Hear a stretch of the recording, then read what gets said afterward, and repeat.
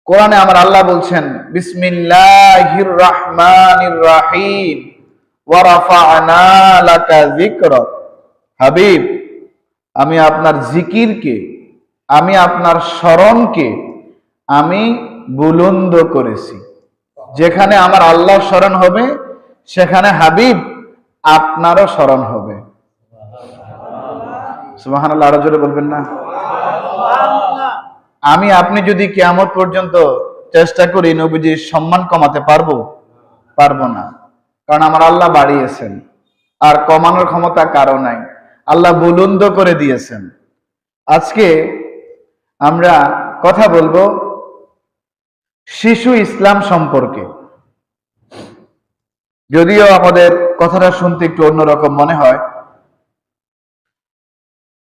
শিশু ইসলাম বলতে আমি বুঝাইছি যে সময়ের কথা এখন বলবো, যে ব্যাপারে কিছুক্ষণ সময় আলোচনা করব, সেই সময়ে মাত্র ৩৯ জন মুসলমান ছিলেন। কয়জন?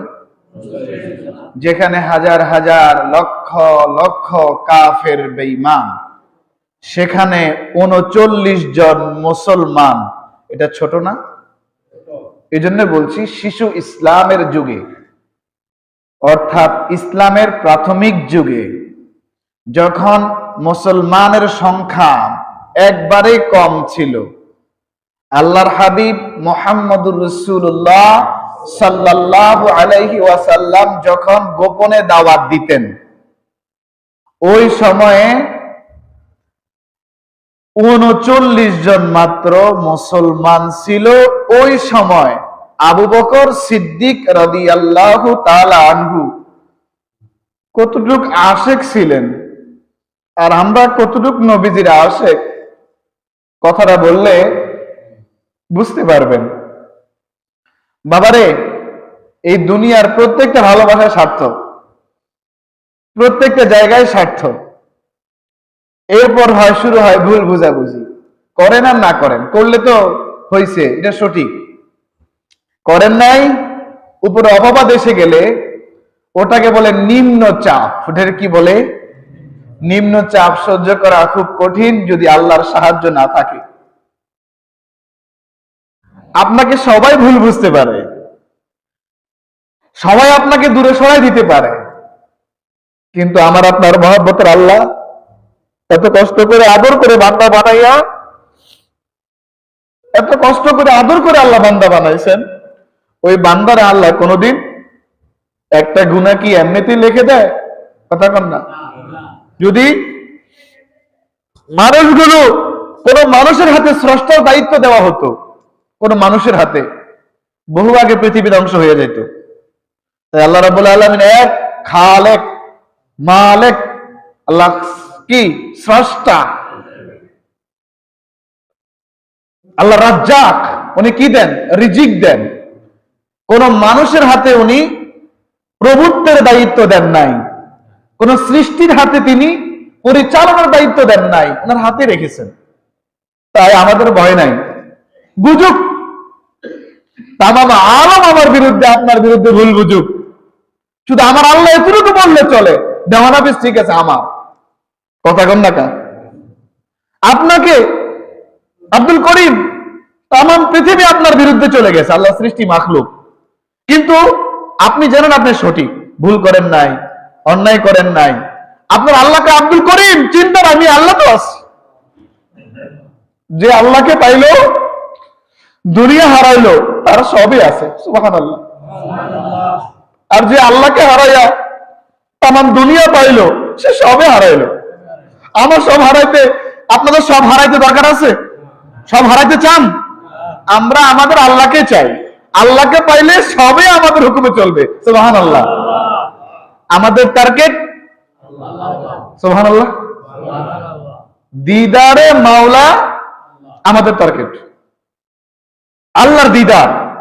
আমার আল্লাহ যা বলছেন তা আমরা মানবো ইনশাআল্লাহ। কি বলেন? আল্লাহ যা হুকুম করেছেন, হয়তো একটু একটু ছুটে যায়, আমরা মানুষ তো, আমরা তো ভুল করবো। কথা কন না কা? আমরা মানুষ, আমরা গুনাহগার বিদায় আল্লাহর এক নাম গফফার। সুবহানাল্লাহ। এজন্য অনেক আল্লাহওয়ালারা কানতেন, গফুরুর রাহিম নামে তোমার আল্লাহ, আল্লাহ আল্লাহ। গফুরুর রাহিম নামে তোমার আল্লাহ, আল্লাহ আল্লাহ। আল্লাহর নাম গফুর, গফফার, ক্ষমাকারী। সুবহানাল্লাহ, ক্ষমাশীল আমার আল্লাহ। তাই তো আমাদের নাম নাফরমান, তাই তো আমাদের নাম গুনাহগার। কথা বল না। আমার আল্লাহর কাছে একটা জিনিস নাই, ওইটা আমার আল্লাহ খুব ভালোবাসেন। কোন কোন জিনিস নাই? খুব সূক্ষ্ম কথা, খুব সূক্ষ্ম কথা। আমার আল্লাহর কাছে একটা জিনিস নাই, ওই জিনিসটা আমার আল্লাহ বেশি ভালোবাসে, কিন্তু আমরা ওই জিনিসটা দুনিয়ার জন্য বেশি ফালাই দেই। আমার আল্লাহর কাছে একটা জিনিস সব আছে, সুবহানাল্লাহ বলবেন না? দুনিয়ার জন্য, দুনিয়ার মায়া মহব্বতে কত না কান্না করি, একটু বিপদে পড়ে গেলে অস্থির হয়ে যাই, ছটফট করতে থাকি, অযথা কান্না করি, বিলাপ করি। আমি জানি দুনিয়ার কোনো মানুষ আমার দুঃখ বুঝবে না, আমাকে খোঁচা দিয়ে কথা বলবে, আপন জনগুলো টিটকারি মস্কারি করবে। চোখের পানি এভাবে না ফেলে 2 রাকাত নফল নামাজ পড়ে 2টা হাত তুলে কাইন্দা দেন, অথবা সিজদায় পড়ে কাইন্দা দেন, আল্লাহ এমন বিপদে পড়ছি, আপনি ছাড়া তো আমার আর কেউ না। আপনি এভাবে কাঁদবেন, আপনার আল্লাহ, আমার আল্লাহ, আমাদের মহব্বতের আল্লাহ আমাদের বিপদ দূর করে দেবে। পৃথিবীটা এমন একটা জিনিস, আপনি বুঝাইলে আপনারা বুঝবে না, তাই যারা আপনারে বুঝে না তাদেরকে বুঝানোর কি দরকার আছে নি? যারা আপনারে আমারে বুঝে না তাদেরকে জোর করে বোঝানোর দরকার আছে? আমি আপনি জানি আমি আপনি হকের উপর আছি, আমি আপনি জানি আমি আপনি কোরআন সুন্নাহ ইজমা কিয়াসের উপর আছি, আমি আপনি জানি আল্লাহর হুকুম মোতাবেক নবীর তরিকা মোতাবেক আছি। যদি তাম মাখলুক আমার আপনার বিরুদ্ধে চলে যায়, কিন্তু আমার আল্লাহ, আপনার আল্লাহ, আমাদের আল্লাহ যদি আমাদের সাথে থাকে, কাউকে পরোয়া করবেন না, করি না। ঠিক কিনা বলেন? এটা খুব কষ্ট রে বাবা, এই ধারণাটা আনা খুব কষ্ট। আমিও তো সহ্য করতে পারি না, আপনাদের কি তালিম দেব? যখন আপনি ভালো কোনো কাজ করবেন, দ্বীনের কাজ করবেন, ঘরে একটা ভালো কাজ করলেন, দ্বীনি কাজ করলেন, অথবা ঘরে একটা ভালো কাজ, কোরআন সুন্নাহ ইজমা কিয়াসের উপর আছি, আমি আপনি জানি আল্লাহর হুকুম মোতাবেক নবীর তরিকা মোতাবেক আছি। যদি তাম মাখলুক আমার আপনার বিরুদ্ধে চলে যায়, কিন্তু আমার আল্লাহ, আপনার আল্লাহ, আমাদের আল্লাহ যদি আমাদের সাথে থাকে, কাউকে পরোয়া করবেন না, করি না। ঠিক কিনা বলেন? এটা খুব কষ্ট রে বাবা, এই ধারণাটা আনা খুব কষ্ট। আমিও তো সহ্য করতে পারি না, আপনাদের কি তালিম দেব? যখন আপনি ভালো কোনো কাজ করবেন, দ্বীনের কাজ করবেন, ঘরে একটা ভালো কাজ করলেন, দ্বীনি কাজ করলেন, অথবা ঘরে একটা ভালো কাজ করলেন, সমাজে একটা ভালো কাজ আবিষ্কার করলেন, অথবা ভালো কিছু বললেন, ঘরে ভালো কিছু বললেন, আপনজন আপনাকে বাধা দিবে সবার আগে। রেডি থাকেন, যারা আলেম হতে চান রেডি থাকেন, আঘাতটা আসবে আপনজন থেকে, সহ্য করার মতো না। আমি যখন ক্লাস 10-এ পড়ি দাখিলে, তখন আমি একটা মাসালা শিখছিলাম। ওই মাসালা ওই সময় তো খুব আদর করতো, মাদ্রাসায় পড়ি, আলেম মানুষকে তখন সম্মান টম্মান দিত, নামাজের সামনে কাতারে দিল, দেখলাম যে মাসালাটা সবাই আমল করে না, তাই বললাম, সবাই শুনলো, আমল করলো, কিন্তু আমার রক্ত বাইরে দাঁড়ায় নামাজ পড়ে নাই, অপেক্ষা রয়েছে কবে আমাকে খিঁচেতে পারবে। খিঁচেতে বুঝেন তো, কি লেতে পারবে। বাইরের মানুষগুলো শুনে বসে গেল, মানলো, কিন্তু আপন মানুষ বসলো না। মাহফিল শেষ হয়ে গেল, নামাজ শেষ, তারপর মাহফিল শেষ, খাবার খাওয়া শেষ, শুইতে গেছি, মারবার জন্য আসছে আপন মানুষ। কারণ আমরা কার তরিকা মোতাবেক চলি? মুহাম্মদুর রাসূলুল্লাহ। আমার রাসূলের আপন কে? স্বাভাবিকভাবে আমাদের আপন কারা? বাপ, চাচা, হ্যাঁ, এরা না? চাচা, জেঠারা, চাচাতো ভাইয়েরা, ফুফাতো ভাইয়েরা, মামাতো ভাইয়েরা, মামারা আমাদের আপন না? কথা বলেন না কেন? আল্লাহর হাবিবকে যখন আল্লাহ হুকুম দিয়েছেন যে আপনি সরাসরি ইসলামের দাওয়াত দেন, ওয়া আনজির আশিরাতাকাল আকরাবিন, আপনি সতর্ক করুন কাদেরকে? আকরাবিন, নিকটবর্তীদেরকে, এক কথায় আপনার আহালদেরকে, আপনার পরিবারদেরকে। তো নবী করিম সাল্লাল্লাহু আলাইহি ওয়াসাল্লাম সবাইকে ডাইকা উনি বড় একটা পাহাড়ের উপর উঠলেন, যেহেতু যিনি যে আলোচনা করবে, যে কথা বলবে, সে যদি উঁচাই না বসে তাহলে কি সবাই তার দিকে মনোযোগ দিবে?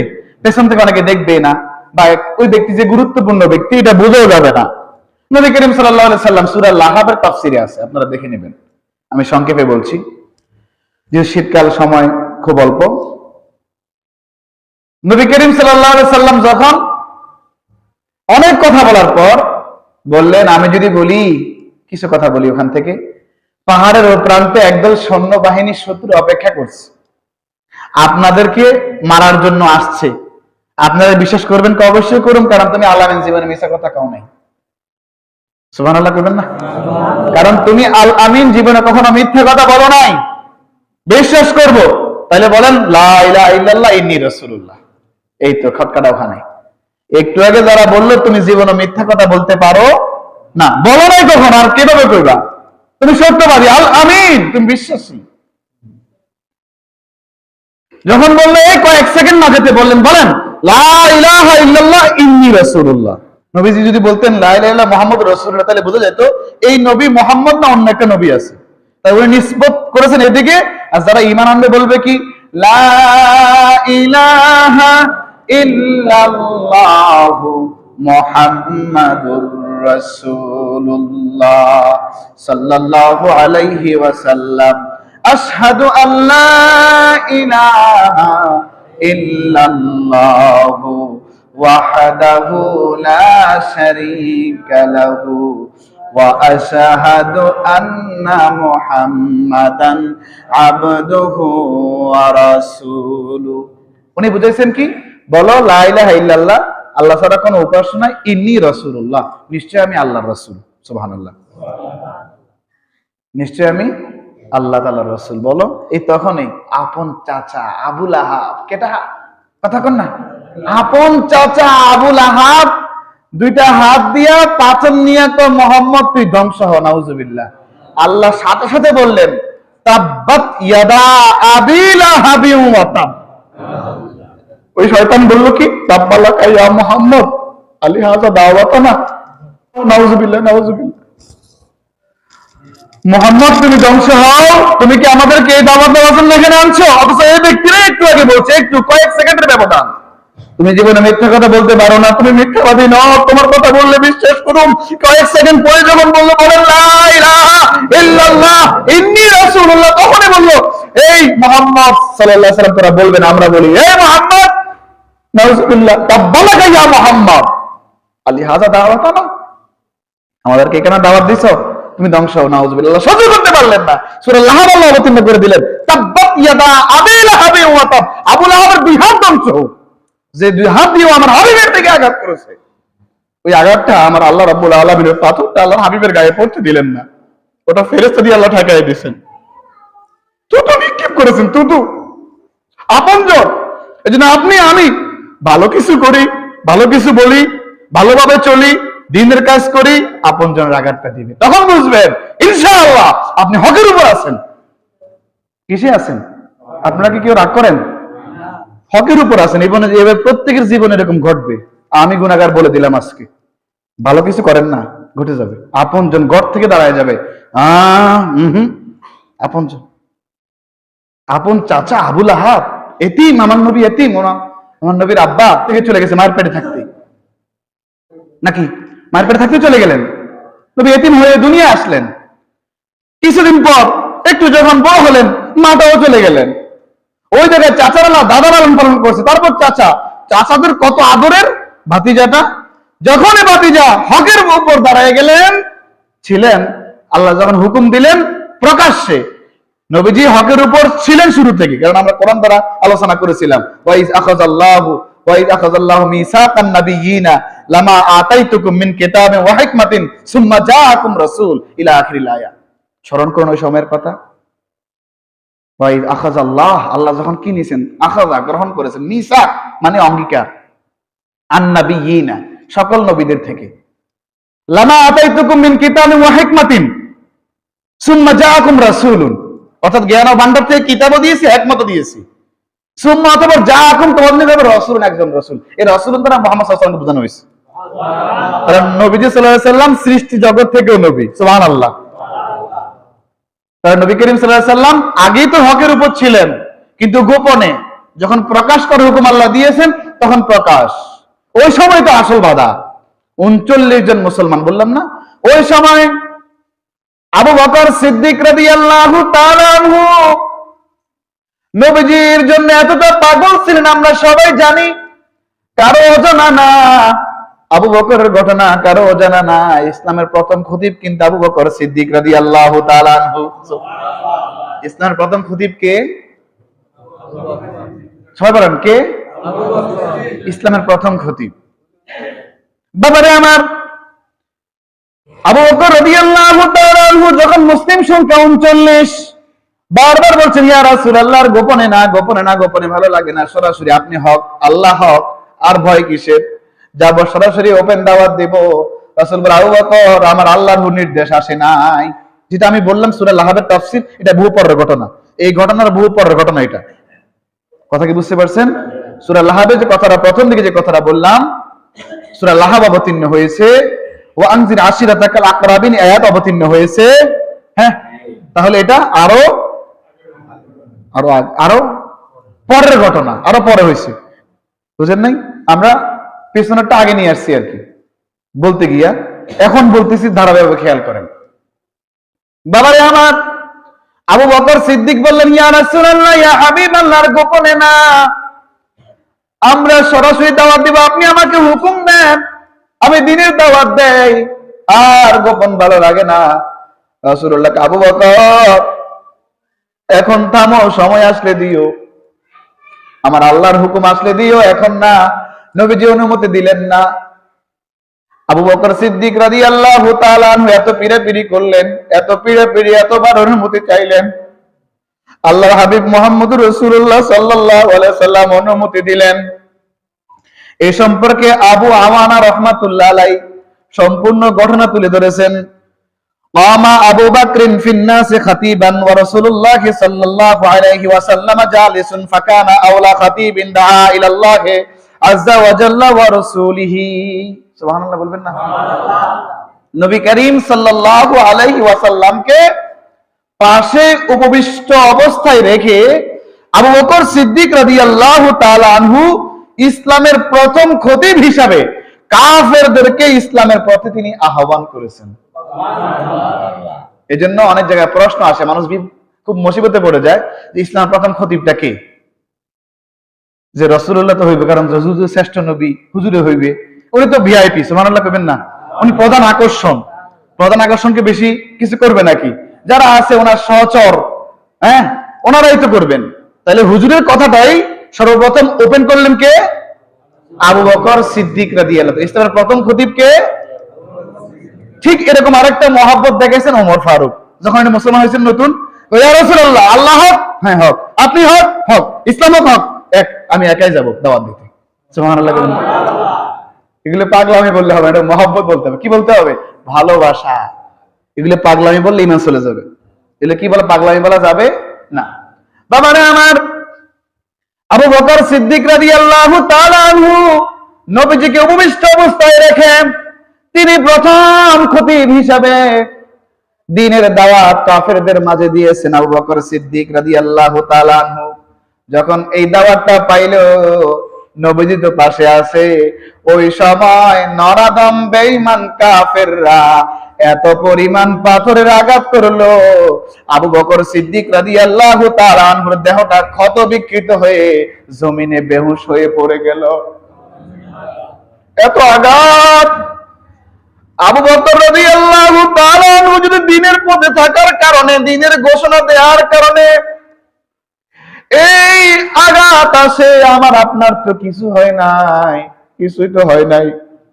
আপন মানুষগুলো ধাক্কা দিলে সোজা হয়ে দাঁড়ায় যাইবেন, তোদের ধাক্কা আমি পরোয়া করি না। বন্ধু বান্ধব ধাক্কা দিয়ে ফেলে দিলে দাঁড়ায় যাবেন, বলবেন তোদের ধাক্কা আমি পরোয়া করি না, কারণ দলিল দিবেন ওয়া কাফা বিল্লাহি ওয়ালিয়া, আমার বন্ধু হিসাবে আমার আল্লাহ যথেষ্ট। সুবহানাল্লাহ। ওয়া কাফা বিল্লাহি নাসীরা, সাহায্যকারী হিসেবে আমার আল্লাহ যথেষ্ট, আর কারো সাহায্য আমার দরকার নাই। কারো খোঁটার নিচে আমি থাকতেও চাই না, কারো সাহায্য আমি পেতে চাই না। একমাত্র আমার আল্লাহর কাছে আমি সাহায্য চাই। আর বন্ধু, আমার কোনো বন্ধু দরকার নাই, কোনো ভালোবাসার মানুষও প্রয়োজন নাই। আমার বন্ধু হিসেবে আমি আমার আল্লাহকেই সিলেক্ট করে নিলাম। এটা নিতে হবে। কোরআন না হুজুর? ওয়াকাফা বিল্লাহি ওয়ালিয়া। বন্ধু হিসেবে কে যথেষ্ট? কথা কর, কে যথেষ্ট? আর দরকার কি? আল্লাহ বললে কান্দুন, প্রত্যেকটা কান্নাতে আল্লাহ সওয়াব দিবে, গুনাহ মাফ করবে। দুনিয়ার জন্য কান্দুন, চিন্তা করুন, গুনাহ লেখা হবে, খারাপ চিন্তা মাথায় আসবে। এরপর আঘাতপ্রাপ্ত হলে কান্দুন, কত কিছু করুন, হাতের মধ্যে ব্লেড দিয়ে আইকে ফেলাবো, নাউজুবিল্লাহ। শরীরটারে কত কষ্ট দিব, নিজের মনে কত কষ্ট দিব, কিন্তু এটা প্রয়োজন নাই। এই জন্য বন্ধু বানাবেন কারে? কারে? সাহায্যকারী বানাবেন কারে? আমার আল্লাহ যথেষ্ট, আর কারো আমার জন্য ব্যক্তিগত দরকার না। আবু বকর সিদ্দিক রাদিয়াল্লাহু তাআলা আনহুকে এত পরিমাণ পাথর মারলেন, আমার নবীরে ছাড়বেন নাকি? কথা, নবী যদি কোথায় আছেন? পাশেই আছেন। আল্লাহ রাসূলকে লক্ষ্য করে পাথর নিক্ষেপ করলেন কাফের বেঈমানরা। আবু বকর রাদিয়াল্লাহু তাআলা বেহুশ হয়ে জমিনে পড়ে গেলেন। ব্যক্তিও দাঁড়ানো ছিল। খুতবা তো কেউ আর বসে দেয় না। খুতবা কেউ বসে দেয়? কথা বলেন, খুতবা দাঁড়ায় দেয়। আবু বকর সিদ্দিক রাদিয়াল্লাহু দাঁড়ানো থেকে পড়ে গেলেন, বেহুশ হয়ে গেলেন। এখন দেখেন, যদি আমি হইতাম, নাউজুবিল্লাহ নাউজুবিল্লাহ, আমি আগে আমার শরীর ঠিক করতাম, নিজের খবর লইতাম, আমারে কেরা মারছে এদের নামটা লিস্ট করো, কারণ ক্ষমতা আমারও কম না। ওই সময়ে আবু বকর রাদিয়াল্লাহু খুব ধনী ব্যক্তি ছিলেন, ধনী ব্যবসায়ী ছেলে ছিলেন নাকি? নাম লেখা রাখা, আমারও শূন্য সামান্ত আছে। বাহ, দেখে নেব তোদেরকে। এমন কিছু না হইলাম, আবু বকর সিদ্দিক রাদিয়াল্লাহু তাআলা আনহু বলে ফেললেন, মা ফুইলা বিরাসূলিল্লাহি সাল্লাল্লাহু আলাইহি ওয়াসাল্লাম। বলো আমার রাসূলের কি অবস্থা? সুবহানাল্লাহ। সাহাবীরা নিজের জানটার চাইতে রাসূলুল্লাহকে বেশি মুহাব্বত করতেন। সুবহানাল্লাহ বলবেন না? নিজের জানটার চাইতে। যদি জানের চাইতে মহব্বত করতে না পারি, বা আপনারা না পারেন, আমি না পারি, পরিপূর্ণ ঈমানদার আমরা হতে পারবো না। জানের চাইতে মহব্বত করতে হলে নিজের দিকে তাকাইলে বুঝবেন, যুদ্ধ করা লাগবে আগে নিজের লোকে নিজে। জানের চাইতে মহব্বত, আমার দাড়ি আছে নবীর সুন্নত, আমি পাঞ্জাবি গায়ে দেবো নবীর সুন্নত, ওইটা খুব কঠিন হয়ে যাবে। কথা বলেন না কেন? আমার দাড়ি আছে নবীর সুন্নত, আমি নবীর সুন্নত টুপি মাথা দেবো, এটা খুব কঠিন হয়ে যাবে, কারণ আগে থেকে পড়ে অভ্যাস নাই। ধীরে ধীরে করতে হবে। কি করতে হবে? এজন্য বলছি, আপনি দাড়ি রাখছেন, আলহামদুলিল্লাহ, সুন্নত আদায় হলো। নবী যদি টুপি পরে নামাজ পড়তেন, সুবহানাল্লাহ, টুপিও মাথা দিবেন, আলহামদুলিল্লাহ, সেটাও হয়ে গেল। এবার আপনি চিন্তা করলেন, নবীজি কামিজ মোবারক অর্থাৎ পাঞ্জাবি পড়তেন, সুবহানাল্লাহ, গোল পাঞ্জাবি, তো আর তো এটা হবে না। তো আগে আমি কানা পাঞ্জাবি একটা সিলাই, কয়দিন পরি, তারপর আস্তে আস্তে আমার আগ্রহ বাড়বে, এরপর আমি গোল পাঞ্জাবি ছিলাম, সুবহানাল্লাহ। এটা ইসলামী পোশাক, নবীজি সুন্নাহ। এভাবে চলবেন, জীবনটা সুন্দর হবে। উনি উঠে বললেন কি, যে আমার রাসূলের কি অবস্থা? সুবহানাল্লাহ বলবেন না? আগে তো সব দিক থেকে সাজছেন না ওনারা, বাহির ভিতর সাজায়া নিয়া নবীজির স্পেশাল নবুয়তের প্রকাশ পরে এদের অন্তরে ঈমান এত পরিমাণ বেড়ে গেছে, এত পরিমাণ বেড়ে গেছে, এরা কিছুর বিনিময়ে নবীজিকে ছাড়তে রাজি না। সুবহানাল্লাহ বলবেন না? এখন তো বুঝলেন আবু বকর সিদ্দিক রাদিয়াল্লাহু তাআলা আনহু নবীজিকে কতটা ভালোবাসতেন। আপনি শুনলে আশ্চর্য হয়ে যাবেন, এবং শুনেছেন আবু বকর রাদিয়াল্লাহু তাআলা এত আঘাত পাওয়ার পর নিজের কথা ভুলে গিয়া বলেন, আমার রাসূলের কি অবস্থা? তাহলে আমার আপনার মহব্বত করতে হবে রাসূলুল্লাহরে। গত জুমায় বলছি কোরআন শরীফ আয়াত দিয়া, কুলিন কুনতুম তুহিব্বুনাল্লাহা ফাত্তাবিউনি ইউহিব্বুকুমুল্লাহ। ফাত্তাবিউনি, এই শব্দটা আগে অনুসরণ করতে হবে কাকে? মুহাম্মদুর রাসূলুল্লাহ। অনুসরণ কি মহব্বত ছাড়া হইবে? মেসিকে যদি মহব্বত না করত, তাহলে মেসির অনুসরণে নেইমারকে যদি মহব্বত না করত, নেইমারের অনুসরণে যদি রোনালদোকে যদি মহব্বত না করত, রোনালদোর অনুসরণে কি গেঞ্জি গাদ দিত? কথা কন না, চুলের সাইড দিত, হাফ প্যান্ট পরতো, হাফ প্যান্ট, শরীরের মধ্যে ট্যাটু আঁকতো, তো কথা কন না, কথা বুঝেন নাই? অনুসরণ আগে কি শর্ত? ভালোবাসা। যদি আপনি কাহাকে ভালোবাসেন, তাহার রঙে তো রঙিন হবেন, তাই না? বন্ধু বন্ধুকে ভালোবাসে, 7 বন্ধুর এক কালার কাপড় কিনে না, কথা কন না কেন? এরকম বন্ধু আছে নাকি আপনার? কথা আছে? আমার তো নাই। 7 বন্ধু 10 বন্ধু 3 বন্ধু এক কালার, কেন? মহব্বত করে। এই মহব্বতের বহিঃপ্রকাশ, এটা মানুষ দেখবে যে একে অপরকে অনুসরণ করে। অনুসরণ আগে কি জরুরি? ভালোবাসা। কি জরুরি? ভালোবাসা। আপনি যদি আমারে ভালো না বাসেন, তো আমার মতো এরকম এ কালার এরি কেমনে করবেন? আগে পড়বেন ভালোবাসা, আগে পড়বেন মহব্বতের মধ্যে, মহব্বত করবেন, ভালোবাসবেন, এরপর সাজা শুরু করবেন। সুবহানাল্লাহ করবেন না? নবীজিকে আগে ভালোবাসতে হবে, ভালোবেসে নবীজির প্রত্যেকটা সুন্নাহর উপর আমল করতে হবে আল্লাহর তরিকা মোতাবেক। নবীজির প্রত্যেকটা সুন্নাতের উপর আমল করতে হবে আল্লাহর হুকুম মোতাবেক। সুবহানাল্লাহ, সুবহানাল্লাহ, সুবহানাল্লাহ। বাবারে আমার, আপনি শুনলে আশ্চর্য হয়ে যাবেন। আবু বকর সিদ্দিক রাদিয়াল্লাহু তাআলা আনহু বিশ্ববাসীকে, তামাম মাখলুকাতকে জানাইলেন ওনার প্রিয় 3টা কাজের কথা। কয়টা কাজের কথা? আমার যদি জিজ্ঞেস করে, হুজুর আপনার প্রিয় বাছাই করে 3টা কাজের কথা বলেন, দেখবেন আল্লাহ না করুক খুব কম মানুষ পাওয়া যাবে। যদি কাউকে জিজ্ঞেস করা হয় পছন্দের 3টা কাজের কথা বলেন, দ্বীনি কথা, আল্লাহ রাসূলের কথা, আল্লাহর কথা পাওয়া যাবে খুব কমই। কথা বলেন না কেন? খুব কম মানুষের মধ্যে। আবু বকর সিদ্দিক রাদিয়াল্লাহু তাআলা আনহু তিনি বললেন, আমার সবচেয়ে বেশি 3টা প্রিয় কাজ আছে। কয়টা? কয়টা? 1 নাম্বার হলো আন-নাযরু ইলা ওয়াজহি রাসূলিল্লাহি সাল্লাল্লাহু আলাইহি ওয়াসাল্লাম। 1 নাম্বার প্রিয় কাজ, আমার 2টা চোখ দিয়ে আমার রাসূলকে মন ভরে প্রাণ ভরে দেখা। সুবহানাল্লাহ। নবীজির চেহারা মোবারকের দিকে তাকিয়ে থাকা। যে রাসূলুল্লাহর চেহারা মোবারকের মধ্যে মাছি মশা বসা হারাম ছিল, ওই রাসূলুল্লাহর চেহারা মোবারকের মধ্যে, জিসিম মোবারকের মধ্যে কাফের বেঈমানরা পাথরের আঘাত করেছে। কাফের বেঈমানরা পাথরের আঘাত করেছে। কত গুনাহ, কত অপরাধ যে তারা করলো, কত আল্লাহর হুকুমের বিরুদ্ধে তারা করলো, হিসাব নাই। বাবারে গভীর মনোযোগ দিয়ে শোনেন, ওনার কাছে প্রথম চয়েস, প্রথম ভালোবাসা, প্রথম প্রিয় কাজ ছিল নবীজির চেহারা মোবারকের দিকে তাকানো, তাকিয়ে থাকা। এভাবে সাহাবীদের মন ভরে যেত। সুবহানাল্লাহ, সুবহানাল্লাহ। যে ব্যক্তি ঈমানের সহিত নবীজিকে দেখছে স্বপ্নে, এখন তো আমরা নবীজিকে সরাসরি আর পামুনি। কথা বলেন না? আগে যেভাবে নবীজি সাল্লাল্লাহু আলাইহি ওয়াসাল্লাম বিচরণ করেছেন সাহাবীদের মাঝে, এখন আমি বিশেষ করে আমি কিভাবে পাবো? একটা অপশন আছে, স্বপ্নে দর্শন। কি আছে? যদি কোনো ব্যক্তি নবীজি সাল্লাল্লাহু আলাইহি ওয়াসাল্লামকে সত্যি স্বপ্ন দেখে, তার জন্য আল্লাহ রাব্বুল আলামিন দোজখের আগুন হারাম করে দেবেন। সুবহানাল্লাহ। দোজখ হারাম, সুবহানাল্লাহ।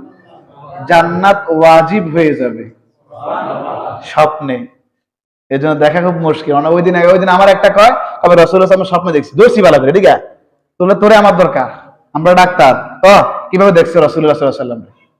বললো আধা ঘন্টা মানে সব কথা নিচা বললো। শামাইলে তিরমিজি যারা পড়েছে তার কাছে বড় সূত্র এটা, এই সূত্র দিয়ে চিনে যাবে সে রাসূলুল্লাহ সাল্লাল্লাহু আলাইহি ওয়াসাল্লাম কি সত্যি দেখছে কিনা। বললাম যে নবীজির দাড়ি মোবারক এই ছিল না কামের মতো আছে, থর বাপে মৃত্যু। বললাম যে কেমন ছিল? তো দবদবে সাদা, এসে আরো বড় মিথ্যুক। এই কথা বলে বলে প্রত্যেক মসজিদে ঘুরে ঘুরে সবার ঘরে দাওয়াত খায়। এক যে দেখছি আমার দেখা হয়েছে গত সপ্তাহ, করিমভাবে ধরছি রাসূলুল্লাহ সাল্লাল্লাহু আলাইহি ওয়াসাল্লাম কিনা কেউ ইঞ্চি থেকে ইঞ্চি বেয়াদবি করবে, আর আমি ছাড় দিব, প্রশ্নে ওঠে না। এগুলো সব দবদবে সাদা, আর আমরা ভাঙ্গুম না। এগুলো আলেম সাহেবরা ভাঙ্গেন না। দাঁত মোবারক গুলো কেমন ছিল? কামের মতো সব সুন্দর ছিল, তোর মৃত্যু। এইভাবে আধা ঘন্টা ধরে যারা করছে, আধা ঘন্টা 30 মিনিটে একটা হাসার কথা পাইতাম। ভাগ্যিস রাগ পছন্দ হয়েছিল, ব্যাট লাঠিও রাখছি। যারা আমার বিভিন্ন প্রোগ্রাম দেখছেন, আমার ক্লাসে প্রোগ্রাম গুলো দেখছেন, পিছনে একটা মোটা লাঠি আছে, দেখেন এরকম মোটা। বাড়ি মারো মনে করছিলাম, দেখলাম যে না বেচারা ছোট হয়ে গেছে, মাপ চাই দিস। এখন তওবা করে আল্লাহর দরবারে মিশা কথা কইছি। দেখা সহজ, তবে শর্ত আছে। আল্লাহর হুকুম মোতাবেক, নবীর তরিকা মোতাবেক সারা জীবন চালাইতে হবে। সুবহানাল্লাহ। এরপর সুন্নাতের অনুসরণ করতে হবে। সুবহানাল্লাহ। বেশি বেশি দুরূদ শরীফ পড়তে হবে। সুবহানাল্লাহ। তো কোনটার মধ্যে আমি নাই, তো আমি কেমনে দেখুন? আমি আমারে কইছি। এভাবে বললে ধোঁকাবাজি কেউ করবো না। এক নাম্বার নবীজির চেহারা মোবারকে তাকিয়ে থাকা। দুই নাম্বার হলো ইনফাকু মালি ইলা রাসূলিল্লাহি সাল্লাল্লাহু আলাইহি ওয়াসাল্লাম, নবীজি সাল্লাল্লাহু আলাইহি ওয়াসাল্লামের কদমে আমার সম্পদগুলো খরচ করা। নবীজির জন্য, নবীজি কি নিজের ঘর বাড়ি করছেন সম্পদ দিয়া? সব তো কিসের জন্য? ইসলাম। কিসের জন্য? ইসলামের জন্য। সুবহানাল্লাহ। তা আমার দ্বিতীয় ভালোবাসার বা পছন্দের কাজ হলো আল্লাহর নবীর জন্য কি করা? খরচ করা। সুবহানাল্লাহ। নবীজির কদমে সম্পদ ব্যয় করা। তিন নাম্বার হলো ওয়া আইয়াকুনা ইবনাতাই তাহাতা ওয়াজহি রাসূলিল্লাহি সাল্লাল্লাহু আলাইহি ওয়াসাল্লাম, আমার আদরের মেয়ে আয়েশাকে আমার রাসূলের কাছে বিয়ে দেওয়া।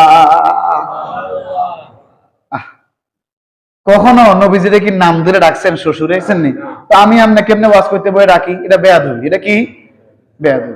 ইয়া রাসূলুল্লাহ বলে ডাকছেন, রাসূলুল্লাহ বলে ডাকছেন, ইয়া হাবিব আল্লাহ বলে ডাকছেন। সুবহানাল্লাহ কইবেন না? সাহাবীদের আদব ছিল নবীজিকে ইয়া রাসূলুল্লাহ বলে ডাকা। কিন্তু আমি কই মুহাম্মদ, নাউজুবিল্লাহ। মুহাম্মদ রাসূলুল্লাহ কই না, কই মুহাম্মদ, নাউজুবিল্লাহ। চরম বেয়াদব। আমি যদি হই আমি, আর যে কই সে। বাবারে আমার, ওমর ফারুকের ঘটনা শুনলে আপনি আশ্চর্য হয়ে যাবেন। ওমর ফারুক গেছে হজ করার জন্য। কিসের জন্য? সুবহানাল্লাহ কইতেন না? আপনার কি খারাপ লাগে? ওমর ফারুক রাদিয়াল্লাহু তাআলা গেলেন হজ করার জন্য। হাজরে আসওয়াদের কাছে যান না? আপনারা গেছেন না? হাজী সাহেব আছেন না? হাত তুলেন তো, কারা হাজী সাহেব আছেন না? মাশাআল্লাহ, হাত নামান। হজরে আসওয়াদের সামনে গেছে, তো এখানে কি চুমু দেওয়া? কি কি দেওয়া? চুমু দেওয়া। চুমু না দি কি কই খেয়াল করেন। আল্লাহু আকবার।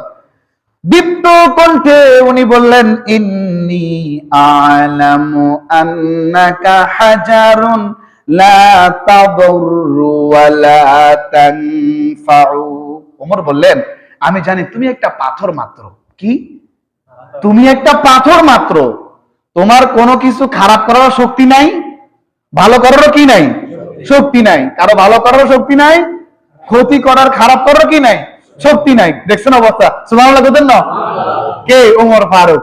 তো আবার শেষে কি কইলেন খেয়াল করেন, ওয়ালাউলা আন্নী রাআইতুন নাবিয়্যা সাল্লাল্লাহু আলাইহি ওয়াসাল্লাম ইউকাব্বিলুকা মা ক্বাব্বালতুকা, যদি আমি আল্লাহর হাবিব মুহাম্মদুর রাসূলুল্লাহ সাল্লাল্লাহু আলাইহি ওয়াসাল্লামকে তুমি পাথরের মধ্যে চুমু দিতে না দেখতাম, আমি ওমর কখনোই চুমু দিতাম না। কার ভালোবাসা? রাসূলুল্লাহর। কার? কে? ওমর। ওমর রাদিয়াল্লাহু তাআলা। যদি পাথর, আগে দেখলেন কি পাথর, তোর ভালো করারও কি নাই? ক্ষমতা নাই, তোর খারাপ করারও। তো এবার পাথর যদি ধরেন হাকিকত পন্থীতে আমি বলি, পাথর প্রশ্ন তো কিল্লা আইছো, পাথর প্রশ্ন, আমি পাথর, কিল্লা আইছো, তো তোমার কাছে আসিয়া আল্লাহ রাসূল চুমু দিয়েছেন, তাই আমি ওমর চুমু দিয়েছি। বাবারে আমার, এই ঘটনাটা কোথায় এসে শুনলে আশ্চর্য হয়ে যাবেন। সহিহ বুখারীর মধ্যে এই ঘটনাটা এসে গেছে। বুখারী শরীফের হাদিস। এটা কিসের হাদিস? বুখারী শরীফের হাদিস। আরেকটা কথা বলি, হযরত ওসমান গনি রাদিয়াল্লাহু তাআলা আনহু কতটা ভালোবাসতেন রাসূলুল্লাহকে। কাকে? রাসূলুল্লাহকে। ওসমান গনি রাদিয়াল্লাহু তাআলা আনহু। আপনি শুনলে আশ্চর্য হয়ে যাবেন। ওসমান রাদিয়াল্লাহু তাআলা আনহুকে মক্কায় পাঠানো হলো। কোথায় পাঠাইছেন? মদিনা থেকে আল্লাহ রাসূল সাল্লাল্লাহু আলাইহি ওয়াসাল্লাম মক্কা পাঠাইলেন। ওই মক্কাবাসীরা কয়, ওসমান তুমি যদি একা চাও হজ করতে পারবা, মুহাম্মদ, নাউজুবিল্লাহ, মুহাম্মদুর রাসূলুল্লাহকে দেব না।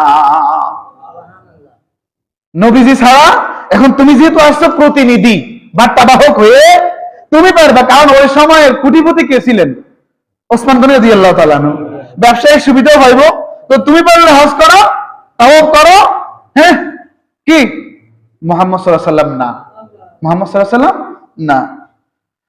ওসমান গনি দীপ্ত কণ্ঠে জবাব দিলেন, মা কুনতু লা আতুফা বিহি হাত্তা ইয়াতুফা বিহি রাসূলুল্লাহ সাল্লাল্লাহু আলাইহি ওয়াসাল্লাম। যতক্ষণ পর্যন্ত রাসূলুল্লাহ সাল্লাল্লাহু আলাইহি ওয়াসাল্লাম তাওয়াফ করবে না, ততক্ষণ পর্যন্ত আমি ওসমানও তাওয়াফ করব না। ঈমান বলে এটাকে ঈমান। আমার নবী অবমাননা হচ্ছে, সুন্নাত তারাক হচ্ছে। আমি বললাম আমি তো মুসলমান, কারণ আমি গোপনে ইবাদত করি, গোপনে মহাব্বত করি, সব গোপনে। এটা বলে শেষ করে দেব।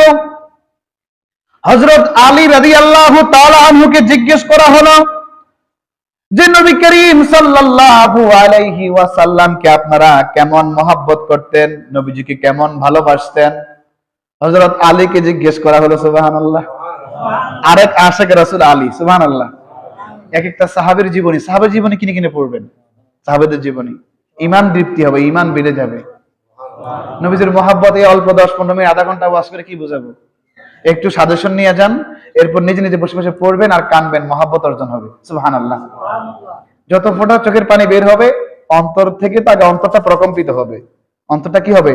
প্রকম্পিত হয়ে চোখ দিয়ে অজরে পানি আসবে, নবীজির মহব্বতে আসবে। আল্লাহ রাব্বুল আলামিন এই মহব্বতের উসিলায় হয়তো আমাদের গুনাহগুলো মাফ করে দিতে পারেন।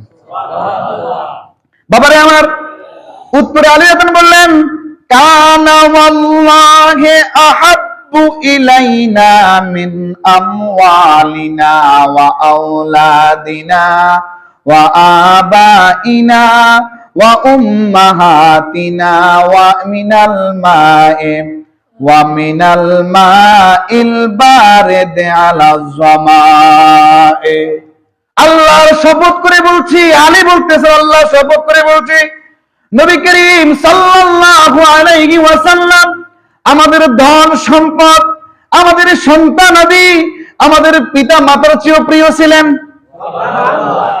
আমাদের সন্তানাদিও আছে, ধন সম্পদও আছে, পিতা মাতাও আছে, তাহলে তাদের থেকে আমার নবীকে বেশি মহব্বত করতে হবে আমাদেরকে। এরপর বললেন, আর কোন তৃষ্ণার্ত ব্যক্তির কাছে, যার পানির তৃষ্ণা পেয়েছে, সে যদি পরিষ্কার ঠান্ডা পানি পায়, তাহলে তার কাছে যেমন লাগবে, আমাদের কাছে আমাদের নবী তার থেকেও বেশি মহব্বতের প্রিয়। এই জন্য হাদিস শরীফ আছে, লা ইউমিনু আহাদুকুম হাত্তা আকুনা আহাব্বা ইলাইহি মিন ওয়ালিদিহি ওয়া ওয়ালাদিহি ওয়ান নাসি আজমাইন। সহিহ বুখারীর হাদিস। লা ইউমিনু আহাদুকুম হাত্তা আকুনা আহাব্বা ইলাইহি মিন ওয়ালিদিহি ওয়া ওয়ালাদিহি ওয়ান নাসি আজমাইন। নবীজি বললেন, তোমরা কেউ ততক্ষণ পর্যন্ত পরিপূর্ণ ঈমানদার মুমিন হতে পারবে না, কামেল ঈমানদার মুমিন হতে পারবে না, যতক্ষণ না আমি রাসূলুল্লাহ সাল্লাল্লাহু আলাইহি সাল্লাম তোমাদের পিতামাতা, তোমাদের সন্তানাদি, তোমাদের পিতামাতা, তোমাদের সন্তানাদি এবং জগতের সকল মানুষের চাইতে তোমাদের কাছে যদি প্রিয় না হই, তাহলে তোমরা ততক্ষণ পর্যন্ত পরিপূর্ণ ঈমানদার হতে পারবে না। ঈমানের মূল মুহাম্মদুর রাসূলুল্লাহ সাল্লাল্লাহু আলাইহি সাল্লাম। রাসূল সাল্লাল্লাহু আলাইহি সাল্লাম দিয়ে আমরা আল্লাহর মহব্বত অর্জন করতে হবে নাকি? ইনশাআল্লাহ আজ এতটুকুই। ওয়াসসালামু আলাইকুম ওয়া রাহমাতুল্লাহি ওয়া বারাকাতুহু।